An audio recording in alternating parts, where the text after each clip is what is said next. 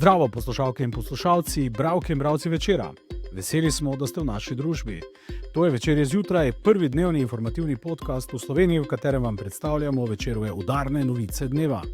Danes je sreda, 9. april 2025. Moje ime je Matija Stepišnik.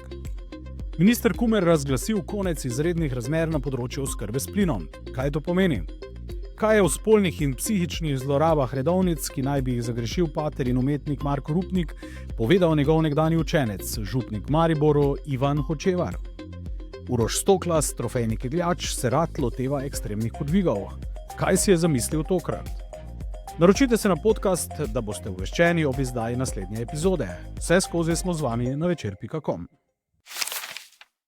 Vojna v Ukrajini je močno zaostrila energetske razmere v Evropski uniji, predvsem pri oskrbi z zemeljskim plinom. Evropska unija je bila namreč močno odvisna od poceni ruskih energentov. Evropa se je znašla v primežu prekinjenih oskrbovalnih verig in cenovnih šokov, torej podražitev ogrevanja in elektrike. Agencija za energijo je julija 2022 razglasila prvo stopnjo krize. Pred kratkim pa je Ministrstvo za okolje, podnebje in energijo razglasilo konec stopnje zgodnjega opozarjanja pri oskrbi s plinom. Po analizi ministrstva so se za slovenska gospodinjstva cene zemeljskega plina lani znižale za 7%, cene elektrike pa so se zvišale za 3%. Energetske teme na večeru spremlja naš novinar Timotej Milanov. Timotej, zdravo. Energetika je trenutno sicer v senci neke druge nove krize, ki jo je s carinami sprožil ameriški predsednik Trump. Ampak vseeno, kakšne so trenutno razmere v energetiki, ko gre za Evropo in predvsem seveda Slovenijo? Zdravo, Matija. Zanimivo, da se danes le še malo kdo spomni, da je bila takrat razglašena ta prva stopnja krize pri oskrbi s plinom. Pri tem naj spomnim, da je bil to čas, ko se je govorilo o možnih redukcijah, ko smo razpravljali o krizni načrti, o tem, komu bi v primeru pomanjkanja dobav najprej izklopili plin in tako naprej. Avgusta tega leta je cena plina dosegla rekordno raven pri skoraj 340 evrih za megavatno uro. Danes se to zdi le še kot nek oddaljen spomin, čeprav čas negotovosti še vedno ni minil. Poleg tega Evropska unija in države članice nadaljujejo s projekti zelenega prehoda, kar prav tako prinaša nove izzive tako za gospodinjstva kot tudi za gospodarstvo. Ok, ampak je Evropska unija trenutno dovolj energetsko samooskrbna ali pa varna, da kriznih razmer v kratkem ni več pričakovati? Razmere so vsekakor drugačne v primerjavi z lanskim letom. Na to sta vplivala predvsem dva dejavnika.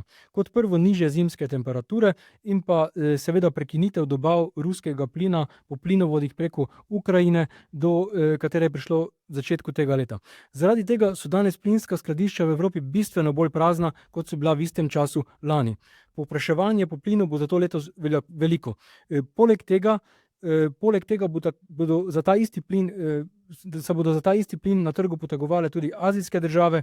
Vse to bo vplivalo na cene plina in jih porivalo navzgor. Zaradi tega je Evropska komisija že predlagala rahljanje pravil glede zapolnjenosti plinskih skladišč, pri čemer naj bi v prihodnje imele evropske države nekoliko več manevrskega prostora. Kaj lahko pričakujemo v bistvu potrošniki? Dobro, kurilna sezona se ravno končuje ali se je končala, ampak cene energentov so tiste, ki v vsakem primeru zelo vplivajo na debelino naših denarnic. Vsekakor. In pravilno je, da se ob koncu kurilne sezone vprašamo, kaj bo v naslednji, in se na to tudi pripravimo. Omenjeno dogajanje na plinskih trgih se bo odrazilo tudi na maloprodajnih cenah. Čeprav do tega pride navadno z zamikom, saj trgovci energente na trgu zakupujejo za več let naprej. Cene plina pa vplivajo tudi na cene elektrike. Kar se tiče samih cen elektrike, smo večer že poročali o novih cenah, ki so jih dobavitelji postavili po izteku vladne regulacije. Te bodo bistveno višje od reguliranih cen, na končno ceno elektrike pa bo vplivala seveda tudi omrežnina. Vpliv omrežnine je v začetku leta politika za gospodinjstvo omejila z interventnim zakonom. Kaj bo prinesla nova kurilna sezona, pa bo seveda odvisno tudi od prilagoditve te reforme omrežnine, ki se pripravljajo. Okay, tudi o omrežnini seveda veliko pišeš in pišemo.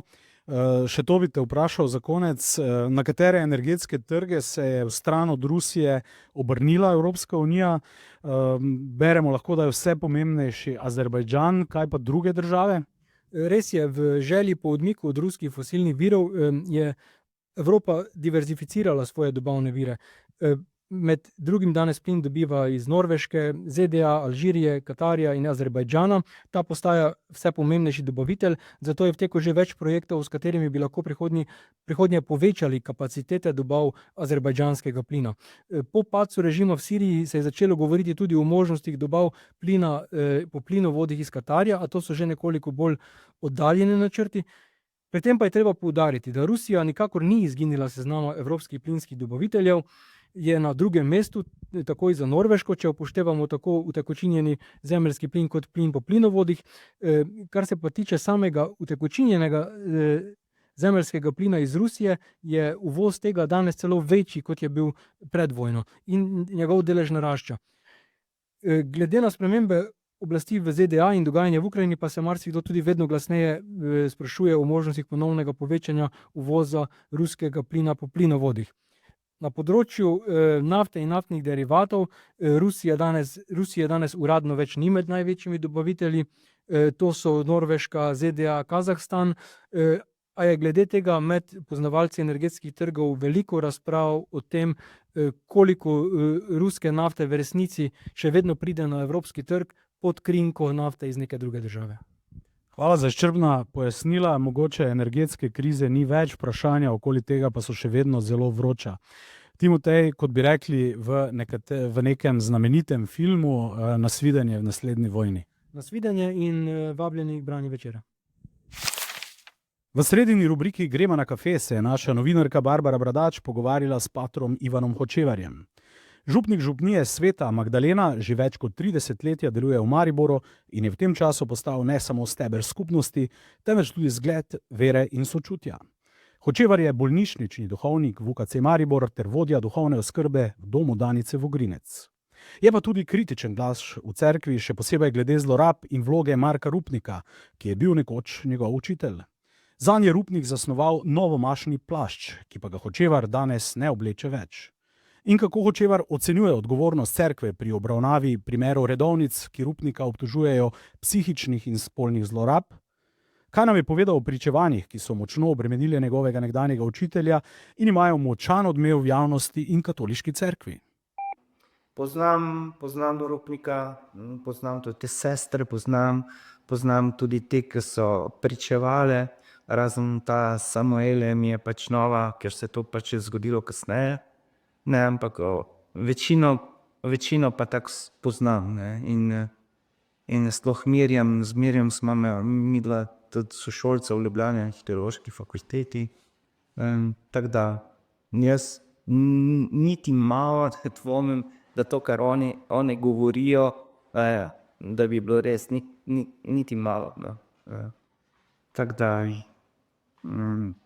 je pa tak, ne, pač Rupnik se je ustvaril eno predvsem močno mrežo svojih prijateljev, ne, svojih zaveznikov in tudi tam v Vatikanu jih ima, ne, in imajo pač na neki način, imajo ti, ki bi mogli odločati svezane roke, ne, in zato mi je dosti razumljivo, da zdaj išče neko zunanjo inštanco, neke zunanje neodvisne sodnike, a ne. Tako da, ne vem,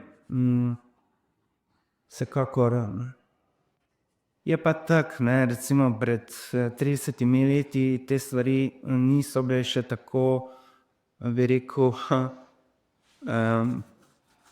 na udaru, ali kako naj se izrazim. Nismo bili še tako občutljivi na te stvari, kot smo danes. Takrat se niti še ni govorilo o zlorabah toliko.